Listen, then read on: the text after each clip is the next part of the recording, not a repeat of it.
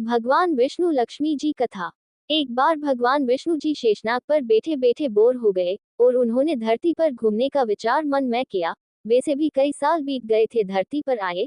वह अपनी यात्रा की तैयारी में लग गए। स्वामी को तैयार होता देखकर लक्ष्मी माँ ने पूछा, आज सुबह सुबह कहाँ जाने की तैयारी हो रही है? विष्णु जी ने कहा, है लक्ष्मी, मैं धरती लोक पर घूमने जा रहा हूँ।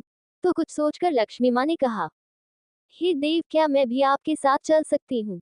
भगवान विष्णु ने दो पल सोचा, फिर कहा, एक शर्त पर। तुम मेरे साथ चल सकती हो। तुम धरती पर पहुंचकर उत्तर दिशा की ओर बिल्कुल मत देखना। इसके साथ ही माता लक्ष्मी ने हाँ कह के अपनी बात मनवा ली।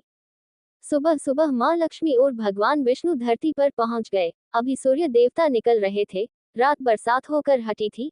चारों ओर हरियाली ही हरियाली थी। उस समय चारों ओर बहुत शांति थी। धरती बहुत ही सुंदर दिख रही थी। माँ लक्ष्मी मंत्र मुग्ध होकर धरती को देख रही थी और भूल गई कि पति को क्या वचन देकर आई है। लक्ष्मी माँ चारों ओर देखती हुई कब उत्तर दिशा की ओर देखने लगी, पता ही नहीं चला।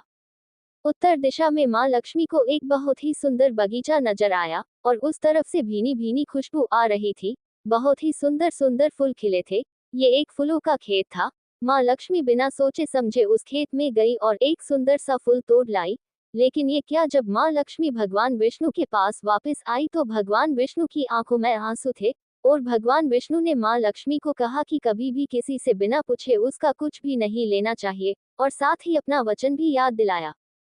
माँ लक्ष्मी को अपनी भूल का पता चला तो उन्होंने भगवान विष्णु से इस भूल की माफी मांगी। तो भगवान विष्णु ने कहा कि जो तुमने जो भूल की है उसकी सजा तो तुम्हें जरूर मिलेगी। प्रश्नवाचक चिन्ह। जिस माली के खेत से तुमने बिना पूछे फूल तोड़ा है, यह एक प्रकार की चोरी है। इसलिए अब तुम 3 साल तक माली के घर नौकर बनकर रहो। उसके बाद मैं तुम्हें बैकुंठ में वापस बुलाऊंगा। माँ लक्ष्मी ने चुपचाप सर झुकाकर हाँ कर दी और माँ लक्ष्मी एक गरीब औरत का रूप धारण करके उस खेत के मालिक के घर गई।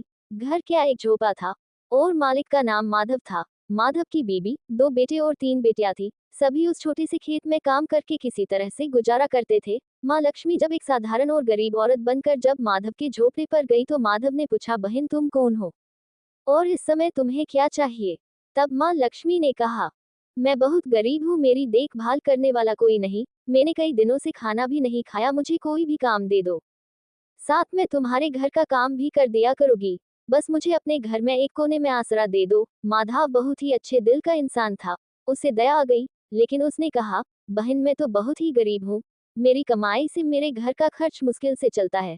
लेकिन अगर मेरी 3 की जगह 4 बेटियां होती तो भी मैंने गुजारा करना था। अगर तुम मेरी बेटी बनकर जैसा रूखा सूखा हम खाते हैं उसमें खुश रह सकती हो तो बेटी अंदर आ जाओ। माधव ने माँ लक्ष्मी को अपने झोपड़े में शरण दे दी और माँ लक्ष्मी 3 साल उस माधव के घर पर नौकरानी बनकर रही। जिस दिन माँ लक्ष्मी माधव के घर आई थी उससे दूसरे दिन ही माधव को इतनी आमदनी हुई फूलों से कि शाम को एक गाय खरीद ली। फिर धीरे धीरे माधव ने काफी जमीन खरीद ली और सबने अच्छे अच्छे कपड़े भी बनवा लिए और फिर एक बड़ा पक्का घर भी बनवा लिया। बेटियों और बीबी ने गहने भी बनवा लिए और अब मकान भी बहुत बड़ा बनवा लिया था। माधव हमेशा सोचता था कि मुझे ये सब इस महिला के आने के बाद मिला है। इस बेटी के रूप में मेरी किस्मत आ गई है मेरी। और अब 2 से 5 साल बीत गए थे, लेकिन माँ लक्ष्मी अब भी घर में और खेत में काम करती थी। एक दिन माधव जब अपने खेतों से काम खत्म करके घर आया तो उसने अपने घर के सामने द्वार पर एक देवी स्वरूप गहनों से लदी एक औरत को देखा। ध्यान से देखकर पहचान गया, अरे ये तो मेरी मुंह बोली चौथी बेटी यानी वही औरत है। और पहचान गया कि यह तो माँ लक्ष्मी है। अब तक माधव का पूरा परिवार बाहर आ गया था और सब हैरान होकर माँ लक्ष्मी को देख रहे थे।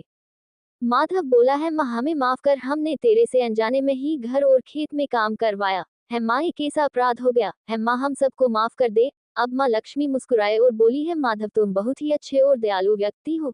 तुमने मुझे अपनी बेटी की तरह से रखा, अपने परिवार के सदस्य की तरह से। इसके बदले मैं तुम्हें वरदान देती हूँ कि तुम्हारे पास कभी भी खुशियों की और धन की कमी नहीं रहेगी। तुम्हें सारे सुख मिलेंगे जिसके तुम हकदार हो। और फिर माँ अपने स्वामी के द्वारा भेजे रथ में बैठकर बैकुंठ चली गई।